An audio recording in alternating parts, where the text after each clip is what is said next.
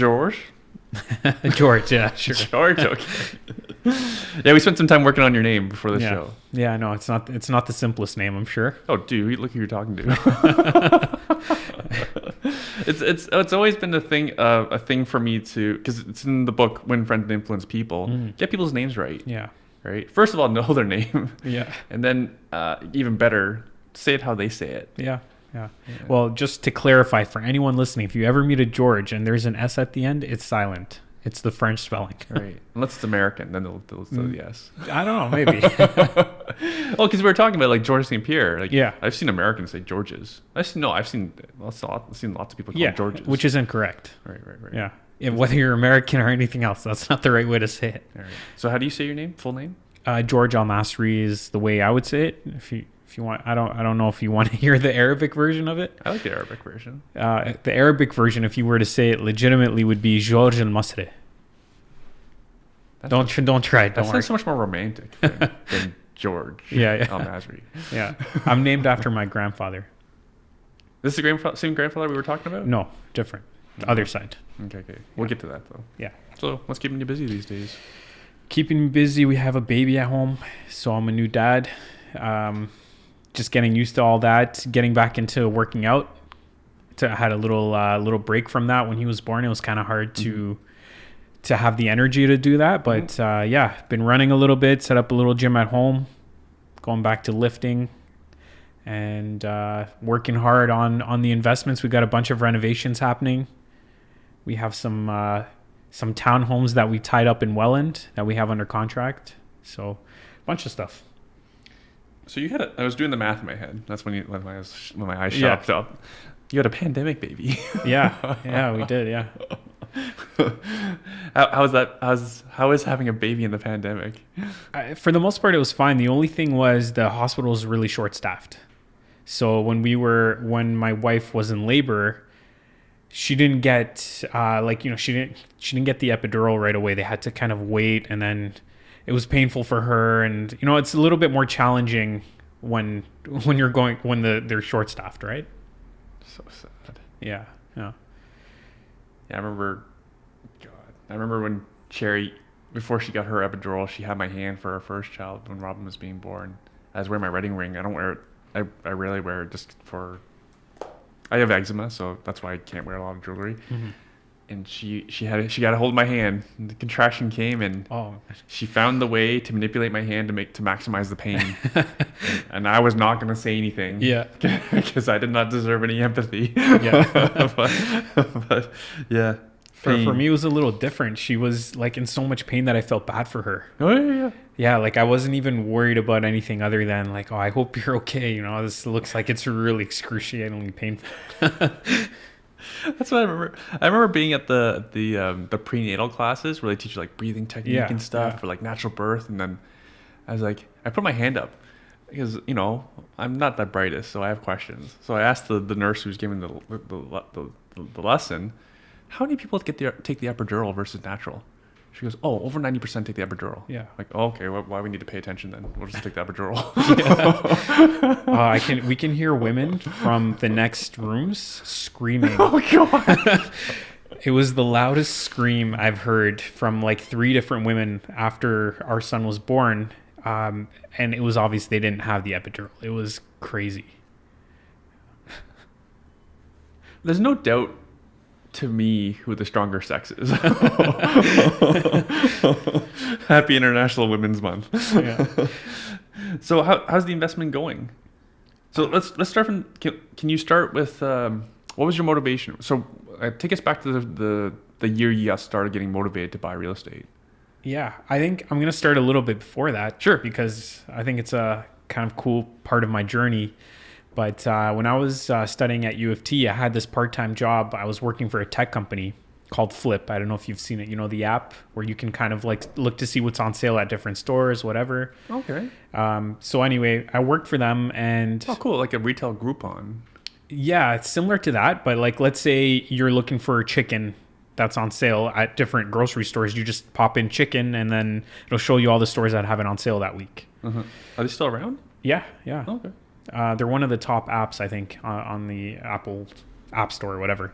But anyway, after graduating, I just took the easy route. They offered me a full-time position. I accepted, even though I didn't really like what I was doing. The company's great, but I just wasn't happy. And after working there for a couple months, I think they noticed that I wasn't too happy doing what I was doing, and they called me in 4:55 p.m. on a Friday. Oh God, I get the phone call at my desk, and I'm like, okay, I know what's about to happen.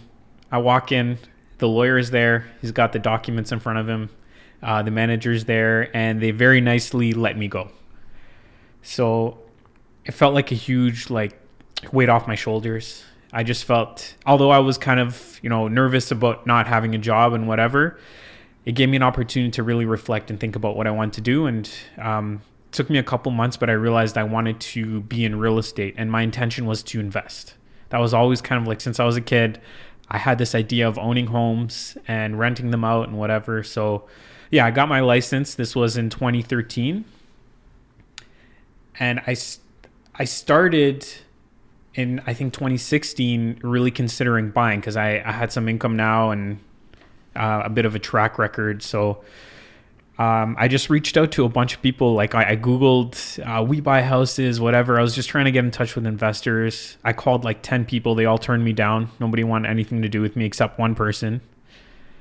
I had lunch with that person. His name's Sandy McKay, by the way. He was nice enough to sit down with me and tell me about the Burr Strategy. Yeah. And from that point on, I was like, wow, this makes so much sense. I'm going to do this. And I bought my first rental in 2017 in Hamilton, little fixer-upper for $215,000, 2.5-story detached home. Still have it to this day, and kind of just kept going from there. Refinanced it and moved on. Shout out Sandy McKay. Yeah. Who gave you the idea? Not many kids think about owning real estate. My mom. I remember as a kid, she just said, hey, did you know that some people buy homes and then they rent them out, and the rent they get covers the mortgage payment? Mm-hmm. I was like, really? You could do that? Cool. And then I just kind of, let the idea slide, and later on ended up doing that, right? Did she own investment property? No, my parents never owned a rental. Actually, sorry, no, they bought a condo in Lebanon at some point, which they were thinking about maybe moving to when they retire or whatever, and they rented that place out, but that was the only rental experience they have. Right. Yeah. So you have roots in Lebanon. You're not just OG Canadian with a name like Al Masri. Yeah. So I was born here, born and raised in Canada. Always lived here, but my parents left because of the conditions in Lebanon back so a civil war broke out in 1975, and my parents were both really young at that point. It was really tough for them. They grew up with people killing each other and missiles going off. My mom lived close to Beirut, close to the capital, and it was really tough for her as a kid. I think she still has trauma from her childhood. So yeah, they decided to leave in 89, came to Canada, and I was born a year late. Any parallels to what Beirut was like to today's world? You know what? I don't really know, personally. I don't. It was a political thing. There were political parties that were, going to war with each other, and there was also some religious aspects to it. So I guess there would be, but I'm not really a political person. I don't understand too much of what's going on today. Mm-hmm. I don't read too much about it, so I can't say other than what I just shared. So Civil War. So it's fellow country people. Yeah. Fighting because they had different ideals and religion. Different religions, different political beliefs. So yeah, it got to a point where basically if you entered certain, because they have checkpoints in Lebanon, and there's soldiers that are carrying these rifles and whatever. I think my dad was telling me that at some points during the war, if you went to certain pockets in Lebanon and you said your name, and let's say you had a Christian name, then you might get killed right there. It was crazy, just to think that. Sounds like a nice place to raise a family. Yeah, definitely not.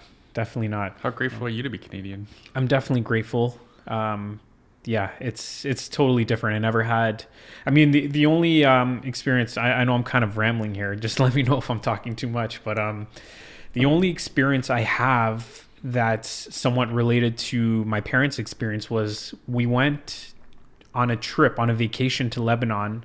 I think it was in 2006 or 2007, and a war broke out between Lebanon and Israel. So there were actually like missiles launched towards Lebanon, and we would hear them, and we were terrified because I was a young kid. I was like, I don't know, 15, 16 years old. Mm-hmm. Yeah, so I remember we had to take like Canada, the Canadian embassy sent a ship to take us to Cyprus to evacuate us because they had bombed the airport. We couldn't fly out. When we went to Cyprus, at one point we were staying in this place with a bunch of other Lebanese Canadians, and this like the lid of a garbage bin dropped, and it was a loud sound, and I just remember kind of being scared, like, oh my God, are they bombing this area too?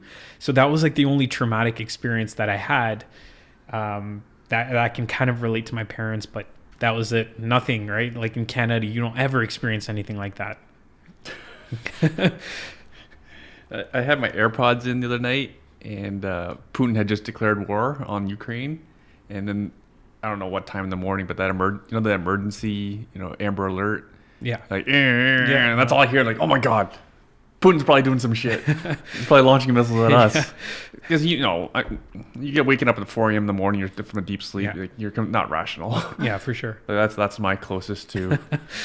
So grateful to be living here. Yeah, for sure. So you shared before we were recording. You talked about your grandfather still lives in Lebanon. He recently passed away, but yeah, he was there his entire life. Yeah. Right. And he had his life savings were in the local currency. Yeah.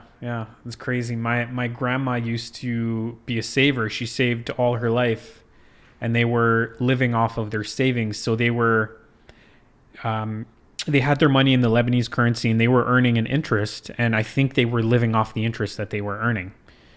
But Lebanon experienced hyperinflation, I think, around 2 years ago it started. So whatever money they had basically became worthless. Yeah. Almost worthless. So my grandfather, who was counting on this money to live out the rest of his life, now everybody's worried, is he going to have enough, Because he's only got maybe he was able to survive for 5 years from the money before, 5-10 years. But now he's only got a couple months left. Mm-hmm. So it was a very scary thing, and makes you realize how important it is to have assets, have something to counterbalance against inflation. I don't know if we would experience hyperinflation here with the Canadian currency, but you never know, right? You got to protect yourself. Right. Before we're recording, we were talking about like hyperinflation versus inflation. Yeah. Because, we've spent a lot in the pandemic, I think rightfully. And then we're going to experience inflation. And then I keep reading headlines that we're donating military resources to Ukraine. Mm-hmm. This is all going to cost money. Yeah. Someone's going to have to pay for it. Yeah. Right. I'm not going to argue right or wrong, but just there's going to be inflation. Yeah. More than ever. And yeah.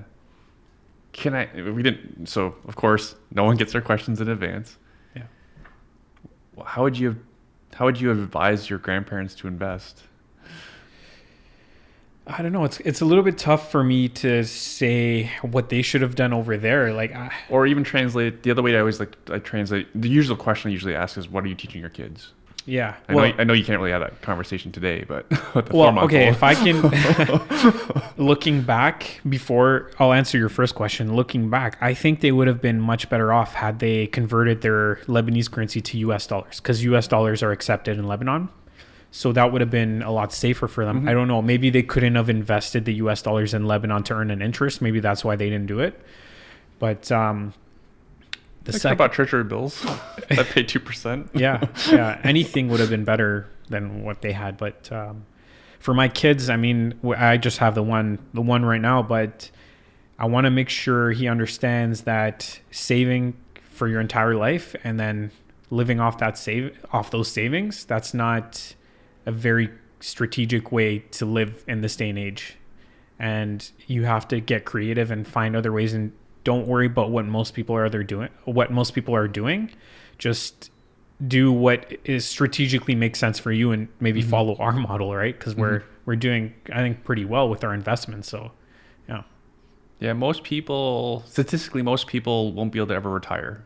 Yeah. Right? If you don't have a pension, and then there's different quality of pensions, so not all pensions are good. Mm-hmm. But yeah, statistically, I think it's something around two-thirds of Canadians will never be able to afford to retire. Yeah. So don't do what most people do. Yeah, for sure. For sure. I don't know why people just like, if most people are doing it, you just feel like, oh, it's the right thing to do. Kind of like what you said when you said 90% of people are getting the epidural. So you're like, oh, okay, let's do it. That's a different situation. But when it comes to finances, that's not a very good way to go about it. Yeah. Well, I brought up the epidural thing is like, I don't think most people know what most people do. Yeah. Right? So ask questions. Yeah. And like, for example, if you want to be rich, find out what rich people do. Yeah. But we talk about most people. Most people say they want to be rich. They're not willing to put in the work. And it's not just that. I think a lot of times fear gets in the way because you have to take a risk when you're investing. And I guess maybe sometimes people need a lot of information before they can take action. And one thing that I think I've been either lucky or stupid in doing is that I've never had too much information. I was just reflecting on this, but every single real estate investment I've purchased so far, I felt like I wasn't ready for it in that moment.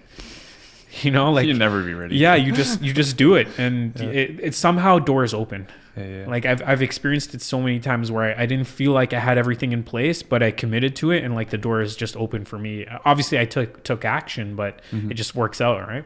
The analogy I give is just no different than having your first kid. Yeah. You're never going to be ready. Yeah. You know what I'm talking about. Yeah, for sure. You're never going to be fully prepared. You can read all the books you want. When that baby comes, there's going to be a lot of surprises. Yeah, you can be as rich as you want. You still won't be fully prepared. Yeah, that's true. These things do not go smoothly. Yeah. But that's what separates people, being able to figure it out. I think that makes a big difference. Like if you have obstacles in the way, some people might walk away or might be afraid, but I think people who are successful take on those obstacles and just move forward. It's not just just not knowing that you can take it on. It's also knowing that you'll figure it out. Yeah. Because no different than the analogy of having your first kid, you'll figure it out. Yeah. It's not like all these people have failed as parents. Yeah. It's not rocket science. You will figure it out. Yeah. And how did people figure it out? It takes a village. Yeah. And that's the beautiful thing about the investor community. Like we are a village, and we're very open. It's true. Right? You have a podcast. I have a podcast. Like when we started, there were no free resources that were quality. No. Like you said, you had all these people turn you down to teach you. Yeah. Versus we just give the stuff away for free. Yeah. Oh man, yeah, that was funny. That reminds me, one of those guys, I think his like website was Mr. Nice Guy Real Estate Buyer or something. Okay. And he yelled at me because I called him. He's like, "Do you have a house to sell?" I was like, "No, I'm just trying to learn from you." He's like, "Don't call me again." And he just hung up on me. Mr. Nice Guy. I don't remember what it was exactly. It was something along those lines. Was he the nicest salesperson? I know who it is. Do I know who it is? No, I don't even know who it is. Oh, I okay. I never spoke to him again. Okay. Yeah. I think I know who it is. False advertising. So, you wanted to talk about your wife's condo. Yeah. Tell me about your wife's condo. Yeah, she bought a condo a few years ago that she lived in North York by the subway line. Nice building, nice place. When we moved in together, she rented out her condo.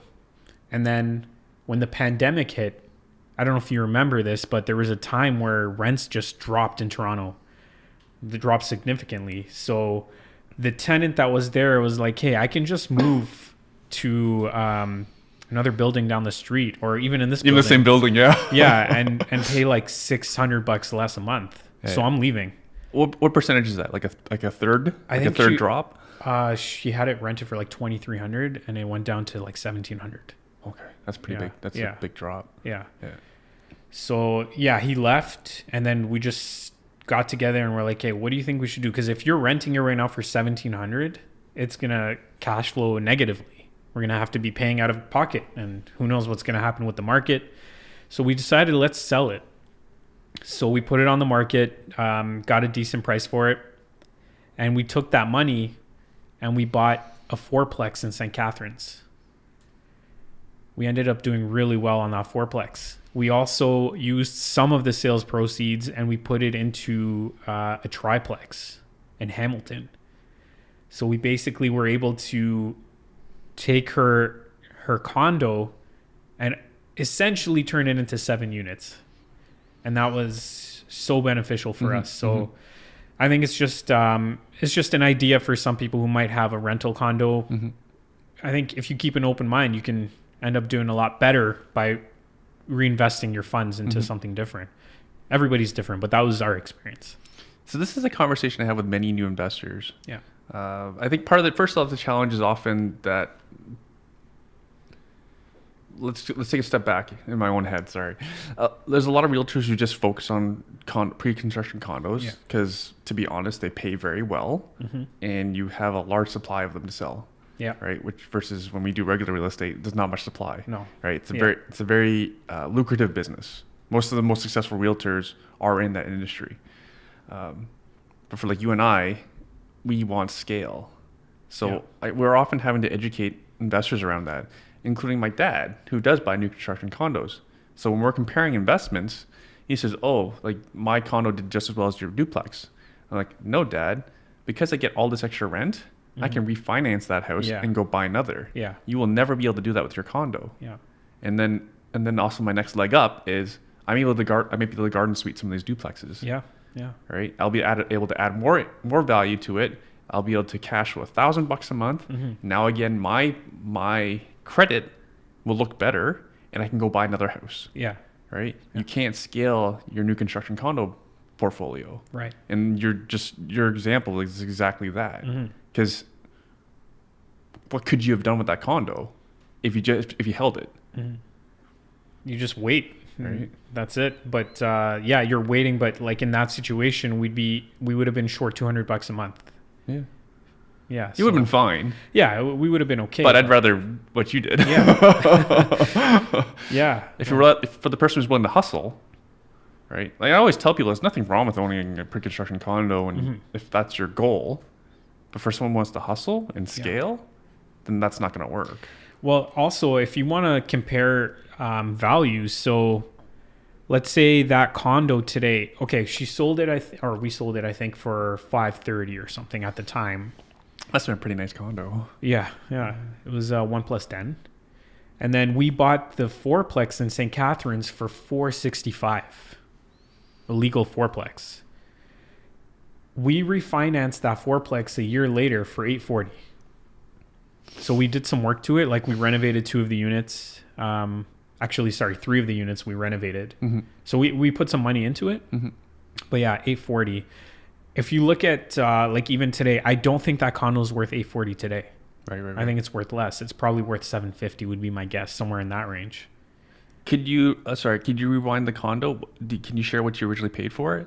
I think she paid maybe $425 or something in that range. Okay, so still a fantastic investment. Yeah.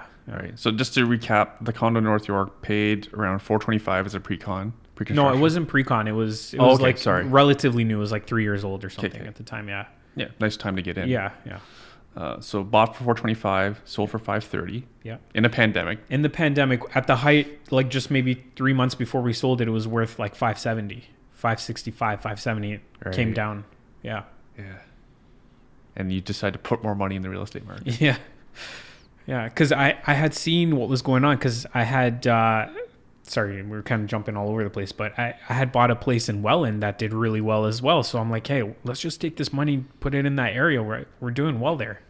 So, but yeah, anyways, keep going with your numbers. No, I think I'm good. So paid $425. Yeah. It went up in value to $570 because the market was hot before the pandemic hit. Yeah. But yeah, condos were among probably the worst performing asset during that time. And then for anyone who would listen to me, I was saying, while we're early pandemic, like to me, the best investment is condos and student rentals. Yeah. And even if you can't buy a condo, if you're a renter, I go rent something, lock up that new rent. Yeah. And that would have worked out well. Because if someone rented your condo for $1,700, lock that in. Yeah, we would have been stuck, and that tenant probably wouldn't leave. Seeing what rents are now. Yeah. Yeah. win for the tenant. Sucks to be you. Yeah. Because the market rent was likely bounced back, has it not? I think it has. Yeah.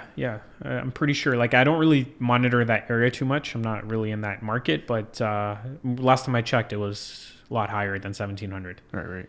Pretty close to previous. I think so. Yeah. I think it was in the mid 2000s, maybe low to mid 2000s. Yeah. Because we're seeing it now. Like, I'm seeing a lot of headlines about the back to work. Yeah. People are being asked to go back to work. Yeah. So I'm seeing lots of pain on that. Oh yeah. And condos are hot right now.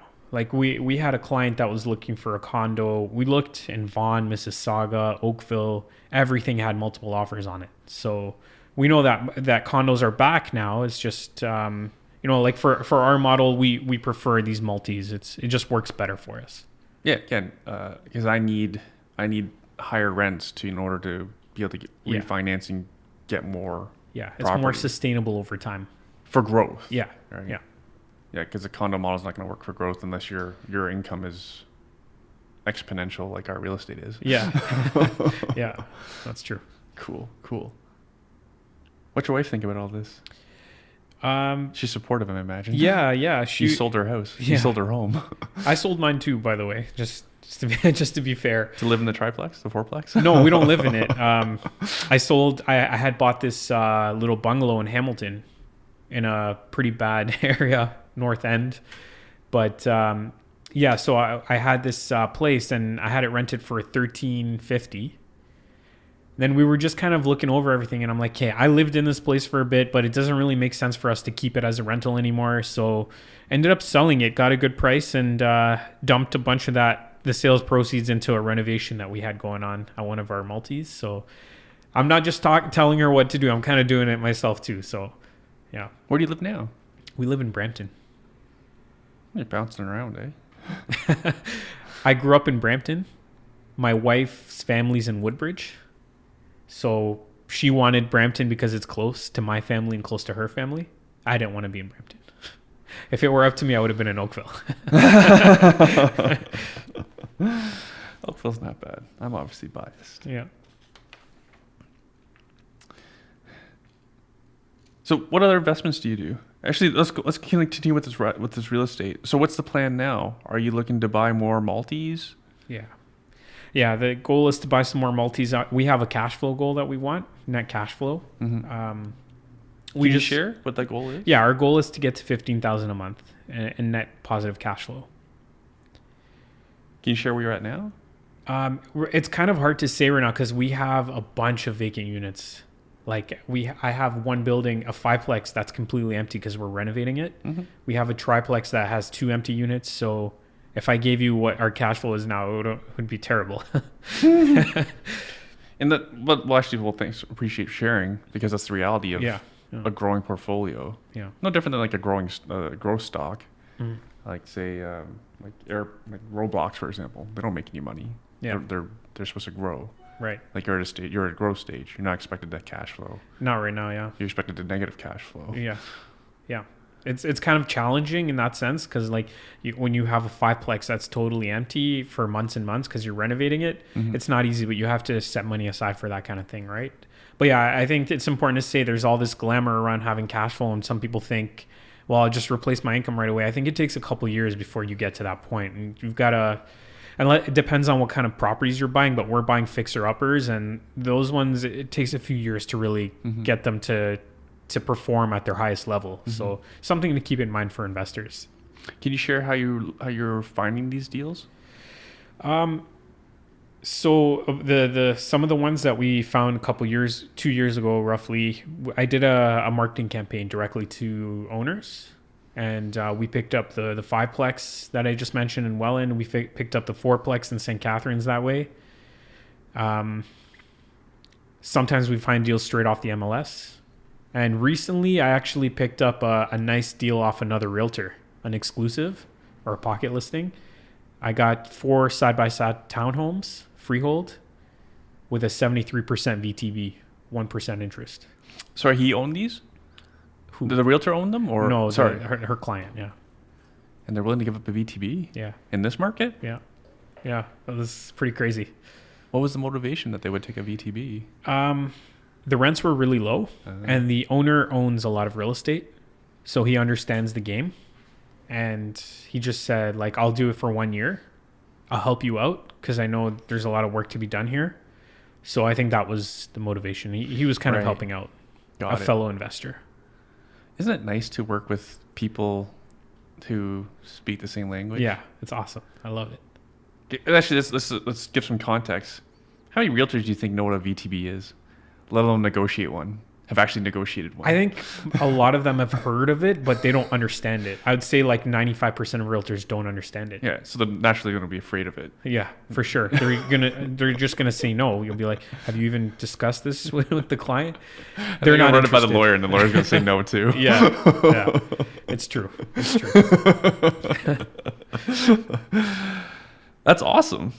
Yeah. Sorry, when you mentioned when you sent the marketing campaign to owners, flyer, Google AdWords, Facebook ads? It was a flyer. So very targeted? Like you put it in the door? Like yeah, I actually sent it in the mail. Yeah, so what I like to do sometimes, I used to do this maybe more, but I would just drive around, pick out certain properties that I liked, either drop off a flyer or mail it to them. Driving for dollars. Yeah. So that I've had some good success with that kind of thing. Nice. Yeah. Cool. You do this for clients too? No. That's why people need to understand that how much work this is. Yeah. Right? Yeah. Because you're investing a lot of time. Yeah. To do this, and then it's not like these deals magically just happen. You send one flyer, deal just happen. Right. Like how long does it take to do a deal? Like, can you share some metrics? Like how many flyers do you? So you're driving for dollars, so this is highly targeted. Yeah. Even with that, I still get, depending on the campaign, a 1 or 2% response rate. Oh. Yeah. Even on the direct flyer. Yeah. Wow. Yeah. Yeah. So 1 to 2%, and then out of those, I might get like 1 out of 5 of those calls leads to an opportunity, because 4 of them, either the owner's not that motivated, they're overpricing it, or they're just curious to know what you're gonna, what price you want to give them. Tire kickers. Yeah. And then you'll have that 1 out of 5 that's like, hey, I'm actually thinking about selling. So yeah, and then you might go over there and you might see like this place is in really, really rough shape, and I don't see how this doesn't fit my portfolio. So it's pretty rare. Like it does take a lot of work and a lot of screening to get to that one property that you'll actually buy. So I can't just offer to pay you a commission and that you do this for me? I mean, I would do it, but I'm not that focused anymore. I'm not as focused on like just finding deals for other people at this point. I'm just trying to reach our goals for now, and I help people along the way. But yeah, it's kind of a different phase of my life at this point. That's pretty cool. Happy for you. Yeah, thanks. Because I tell beginner realtors all the time, like people who are interested in getting in, I always start off with, please understand, investors make more money than realtors. Yeah. Right? Yeah. If you want to be a realtor, it's purely a cash flow play. Yeah. Right? It's a job. Yeah. Right? It can be very lucrative, but I know lots of real estate investors who will make more money than you. For sure. Yeah, that's really important to know. Like, I wish more realtors would understand this and spend more time investing, because it's going to change their lives. Like, I know tons. No, we don't want them to do that. Then there's some competition for us. Yeah. Maybe stick to the north or somewhere like Barrie or something. No, I hear all these great things about Sudbury. Yeah, North Bay. But yeah, it kind of makes me sad to see that 75-year-old realtor that's still working because they have to. Yeah, you're in the industry. You should be investing. Yeah.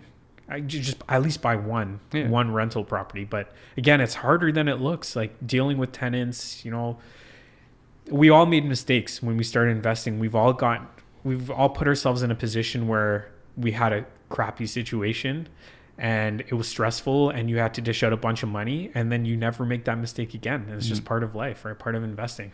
Yeah. Like I have conversations with all these people that want to be entirely passive. So they'll tell me about, oh, this guy's offering this and he's guaranteeing the rent for however long. And I'm like, yeah, I don't trust that guy. Like, why don't you just buy a property yourself? Buy anything. Yeah. Right? He goes, well, I don't want tenants to call me. I'm like, do you understand that's your worst case scenario versus losing your investment is my worst case scenario? Yeah. If you invest with someone else? Yeah. Like, people just don't want to put in the effort. Yeah. Yeah. Right? Like the worst case which is real, which is possible. You and I know people who've lost all their money on Yeah. passive investments. Like that doesn't sound worse than a tenant calling you. Yeah. Yeah. Yeah. They're both stressful, obviously, but one is worse than the other. But I mean, you could lose everything if you make big mistakes in real estate investing. Like we've gone to the tribunal where we've experienced a guy who had 3 separate cases with tenants, and among the 3 or across all 3, he was owed over 100 grand in rent. Good Lord. Yeah, like you've gone way too far if that's how much rent the tenants owe. You should have filed and hired a paralegal and done it properly way before. Yeah. Don't let yourself get to that point. But you said it though.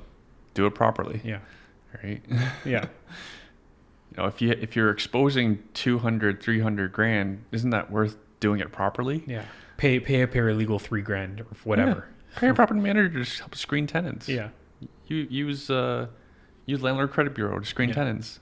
Yeah. And I made that mistake when I started. When I bought my first property, I found the tenants and I did a terrible job. Yeah. I found really bad tenants, Yeah. and I had to go to the tribunal and lose thousands of dollars. Yeah. And it was part of the experience, and I never made that mistake again. I use a property manager now. I work with paralegal. I do everything the way you're supposed to do it now. And it's been so much better, obviously. Right. So you live in Brampton. Your properties sound like they're all Hamilton further west of you. Yeah. Niagara. And so they're all under property management?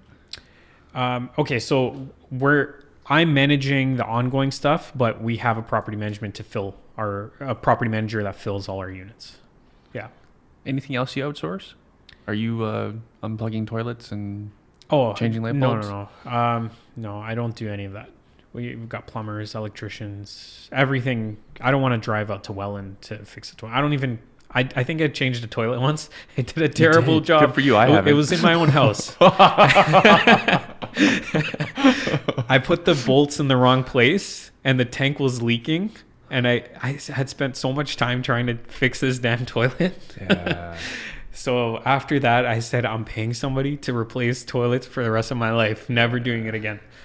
Yeah. Anything plumbing related are high risk if you do it wrong. Yeah. Well, yeah. You've had leaks. I've had leaks in Yeah. properties. They can cause a lot of damage if done wrong. Yeah. Yeah. That's why I don't mess with it. No, for Even sure. in my own home. Maybe if it was in the basement. So like, so it's, near a floor and it's not that far from a floor drain. Yeah. Would I dare risk it doing it myself?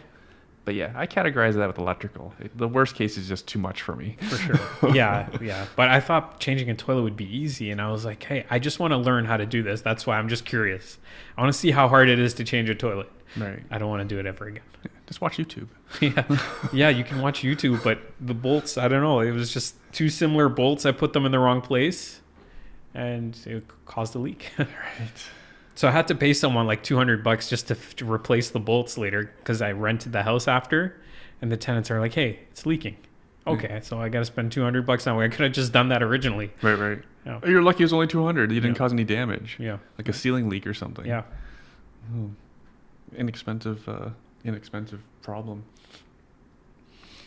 Anything else you want to chat about? Anything else? I think I wanted to ask because you're a realtor. Yeah. We used to belong to the same one. Yeah. You left, not me, because Yeah. people always ask me if I'm still at Rockstar. Yeah. People think you own Rockstar.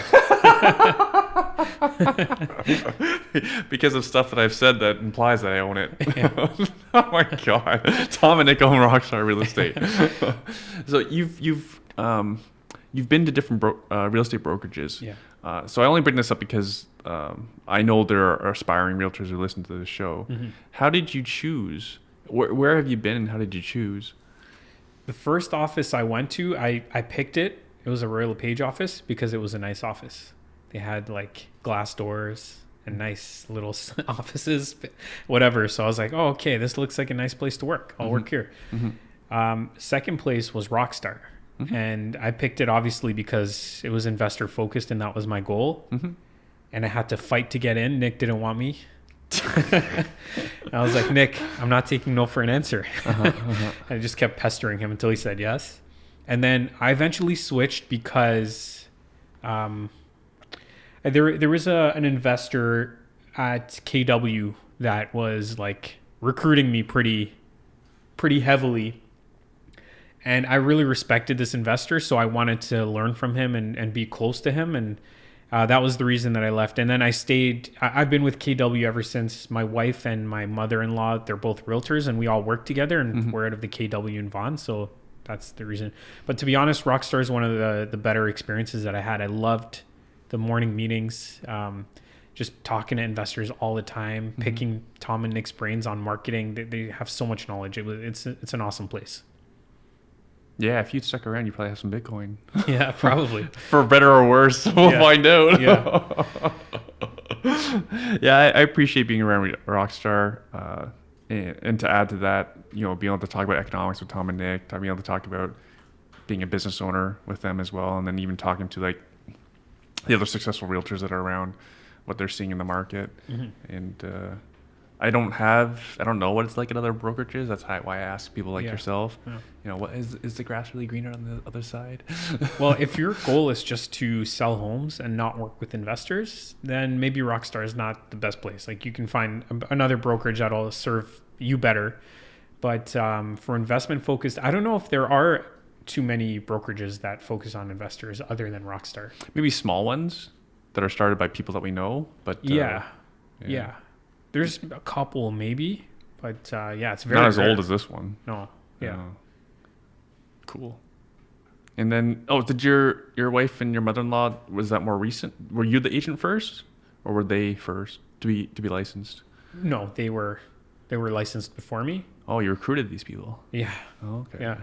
They were looking for a change. We were all gonna join forces, and I just told them KW's been good, and I think it offers room to grow. And at first they were so against it because they were with Remax, and you know, Remax is all about the marketing and whatever, and they're like, we can't change, people aren't going to work with us anymore and whatever. And we went, had the meeting with KW, and they liked it. And so that's interesting, because I mentioned to my marketing team that we have to push a personal brand. Right. A lot of people don't even know I work for a Rockstar. Yeah. And then some people actually think I own it. Yeah. That's a much smaller number. It's just, they only think it because they haven't heard of it before. Yeah. So when it's the first time they hear it, they think that you own it. Right. Right. That's my experience when I mentioned that I work at Rockstar. Like, I never heard of it. You own it? Is that your brokerage? It's like, no, it's not my brokerage. How do you never heard of it before? Yeah, but because we're small. Yeah. And the goal's never been to make it huge. Yeah. I can't speak for them, but because I'm not an owner. But again, the point, it was, their focus is investors, and it's not for everyone. That's true. Right? Because, you know, investors can be hard to work with. Yeah.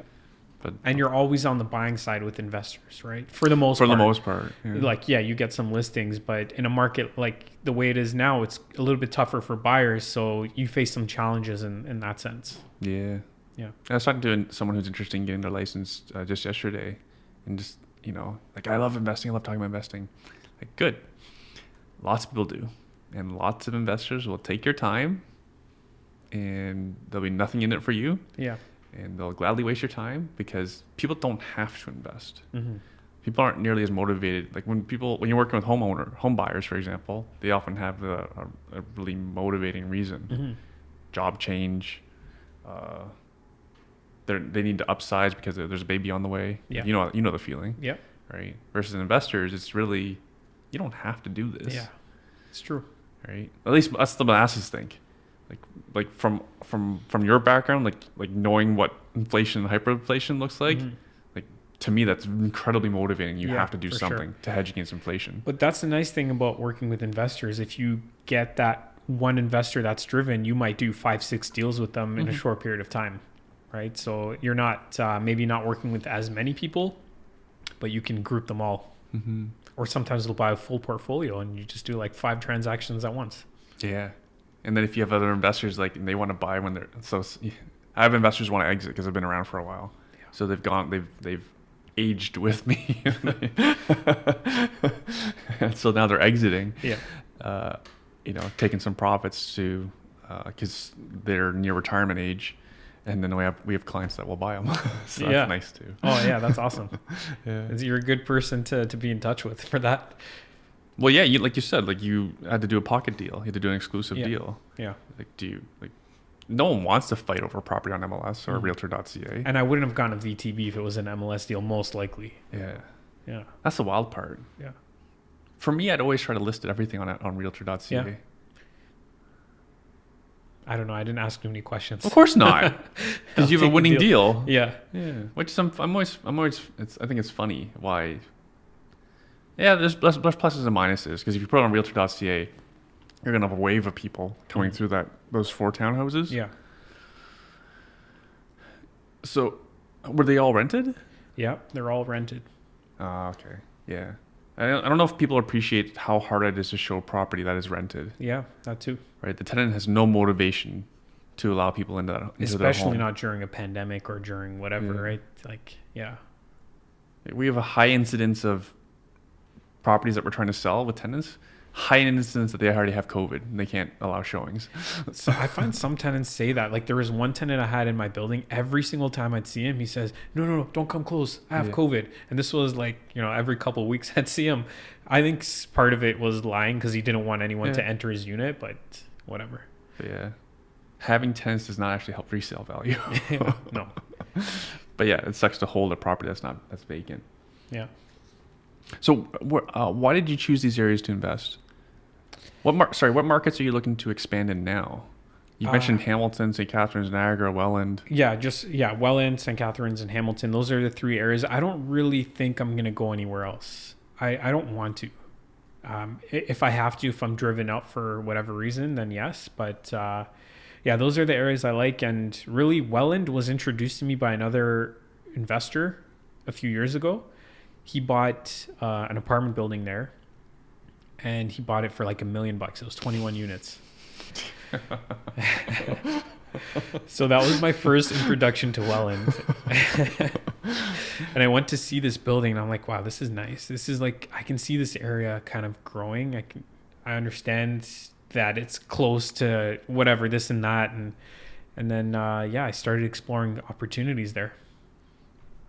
$1 million is hilarious. I know, for 21 units, crazy. How is it? Is there any way it's not under over $2 million? I don't think so. It's got to be probably a $3 million, I would guess. Oh, that's a pretty good return. Yeah. And this was, I think, around 2017 that he bought it. Oh, during the correction, in 2017, or I don't know if it was an off-market deal as well. I don't know. I don't remember. But the correction was mostly for like residential homes, right? Because it was the first-time buyer. They had put in the stress test, right? Yeah. It doesn't take much to spook the market. Yeah. Because neither of those things bothered us. Yeah. So I actually looked back, and as a business, we actually did way less transactions after the fair housing plan came into effect and the stress test, even though it really didn't change anything for 99% of our clientele. Right. They just got spooked. Yeah. Yeah. And it also could trigger some people to sell. Like we have some clients now because of this interest rate hike, which was almost nothing. Yeah, 0.25. This lady calls us and she's like, I think it's time for me to sell. I'm kind of worried that this interest rate's going to impact the market. And we're like, okay, that's interesting that like that tiny thing caused some people to sell their homes. But yeah. We're seeing some softness now. Yeah. So I've told our clients, if you have plans to sell within the next 12 months, this would be the time. Yeah. Right. Just in case we haven't had 2017, because it'll take some time for the market to recover. Yeah. So for anyone who's holding long term like I am, yeah, like I'm holding stuff for my kids, right? Like I plan on holding stuff for like over 10 years. So this doesn't phase me. I'm not selling anything. Yeah. Yeah. But if anyone, like for example, I have a client who has a flip, so I'm like pushing them, get it ready. Yeah. Yeah, that makes sense. Yeah. That makes sense. Or maybe for some people who are downsizing, it could make sense. Capitalize on the market now and yeah. Or even get your refis done now. Yeah. Right? Like take advantage of the worst seller's market I've ever seen. Yeah. Right? Get your refis now. Get your appraisals done now at these all-time highs. Yeah, crazy. Right? Crazy. And be ready for in case it does dip. Have some equity available. For sure. Yeah. George, anything else you want to cover? I don't think so. I think we're You don't have a book? I don't have a book. You I have a podcast. Your podcast? And it's called the Well Off Podcast? Well Off Podcast. You've been on it. Thank you for having me on. Yeah, my pleasure. Hopefully people aren't worse off for having listened. I doubt it. Where can people find it? Welloffpodcast.ca, Spotify, Apple Podcasts. Would you recommend realtors do? So what is your goal with the podcast actually? I really just want to like motivate people and help them improve their lives by investing and not just sitting on the sidelines. So you think people should still get in? Interest rates are going up. Absolutely. Absolutely. Get in. If you can get in, you won't regret it in 5-10 years. Do you have a lot of people that challenge you on that opinion? No, not really. Yeah, even newbies, no? Okay, yeah. Sorry, I shouldn't say that. I think some people, they create these excuses for themselves. Like, I'm not going to invest now. I'm just going to wait because I think the market's going to dip. I think there's going to be a correction. I'm just going to wait. And I don't know. They wait a long time. And by that point, we've made how much in equity and cash flow and all these things. So I just don't think it's a good strategy to just sit and wait. The reason why I mentioned that when I look back at our stats for 2017, a lot of people did not buy the dip. Right? They actually waited till the market recovered. We sold way more properties till after the recovery was done. Yeah. Right? So all this dip buying, in reality, people say it, they don't actually do it. Right? And then that's true. That's true. It's true. We're going to wait for the dip. Wait for the dip. Yeah. The dip comes and you find another reason to wait. Yeah. Then they get cold feet. Yeah. Not like, I understand. No one knows where the bottom is. Yeah.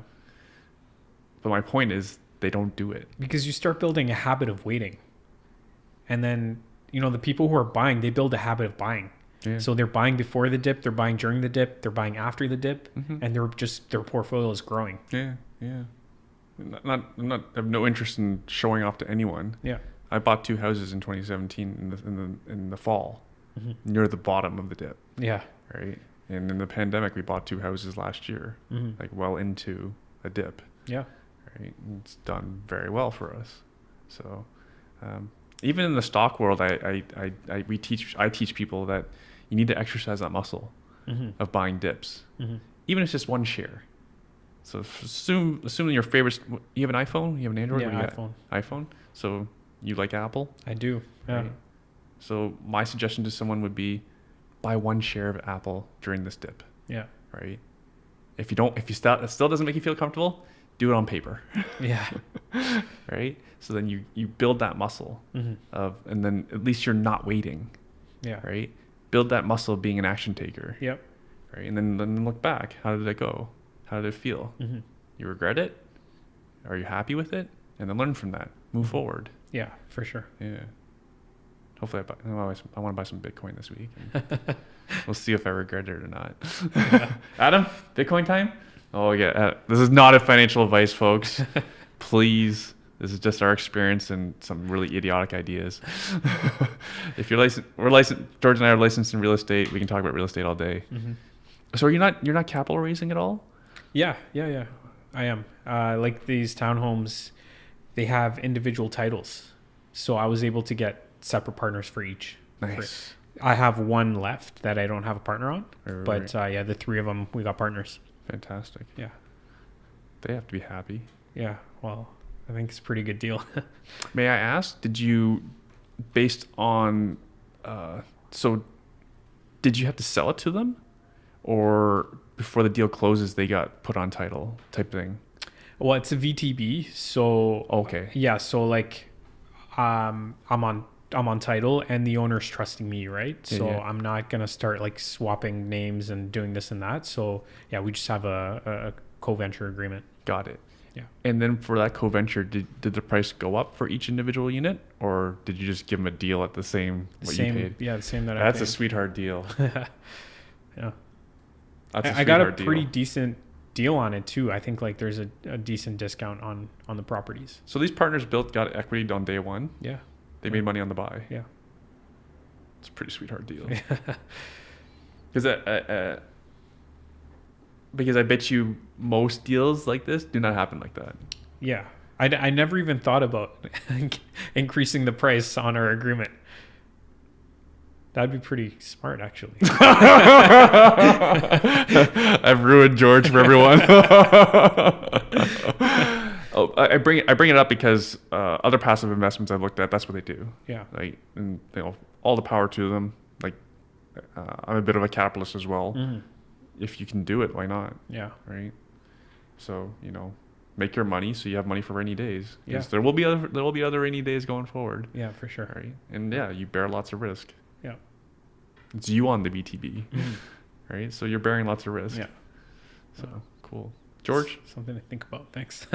I always want to allow my guests to have some time to share whatever, like to have an open mic. Yeah. That's the first time I've called it that. Any other final thoughts? Maybe something for beginners, maybe something for people afraid of anything. Beginners, don't overthink. You're not going to have all the answers. You're never going to have all the answers. We talked about this earlier. Every single purchase I've made so far, I have never felt like I was 100% ready. So if you're going to wait for that time, it's probably too late. So just go for it. Do something. Don't wait. So I have this habit of always thinking I overpaid on every single deal. Yeah. And so as a team, we do well over 100 deals every year. I think we overpaid for all of them. Yeah. it's laughable, but I feel that way too. Yeah. And then I look, like, we bought a place in September. At the time, I was like, oh man, I kind of think we overpaid for this. Yeah. It's gone up like 300 grand since then. Yeah. So yeah. I don't think we overpaid anymore. Yeah. We were paying around $840 for duplexes last fall, and they're all over $1 million now. Yeah. Right. Between 1.1, 1.2. Yeah. Right. So yeah. And I thought, I can't go any higher. I'm not saying people should chase appreciation, but I do think there's a chance of a dip. There could be a great opportunity, and that could be the last. Like since 2017, it's been 5 years. Yeah. Right. Who knows when the next opportunity to buy is? So this, I'm preparing our clientele and our team that this could be the next good buying opportunity for possibly the next 10 years, 5 to 10 years. Right. It's true. Because immigration ain't going nowhere. Right. You can't build nothing. Yeah. It's not like the supply is increasing at a very slow rate. Yeah. Yeah. I actually I went to a presentation this week. So it was never explained to me this way. I actually don't know why I didn't know this number, but we have over 1 million job vacancies in Canada. How do you fill that? Right? Yeah. And so you have no option but immigration. True. Right? So then if we know we have to have immigration to fill these job vacancies, and we know what the government's plans are, where are these people going to live? Right? Mm-hmm. Yeah. Crazy, eh? Yeah. Imagine if your grandpa saw you now. Well, sorry, I didn't hear that. What'd you say? Imagine if your grandpa saw you now, owning all these hard assets. Yeah, I don't know what he would think. I don't know. I know my parents are happy. That's pretty awesome. Yeah. Because it's not like they didn't go through a lot to get here. Yeah, for sure. My life was a lot easier than theirs. That's for sure. Pretty cool. Yeah. All right, George, thanks for doing this. Thank you. Appreciate the time and you having me on. Don't be a stranger. All right, cool. Thank you for listening. If you want to learn how to invest in real estate from scratch, my team teaches beginners how to use the #1 investment strategy in a virtual free training class every month. Go to investortraining.ca/podcast to register for our next class. I publish an episode here every week, so subscribe if you want to keep learning from seasoned investors like myself and my guests. Again, if you're ready to learn the nitty-gritty about real estate investing, register for our next free virtual training class at investortraining.ca/podcast. Again, thanks for listening to the show. Talk to you next week.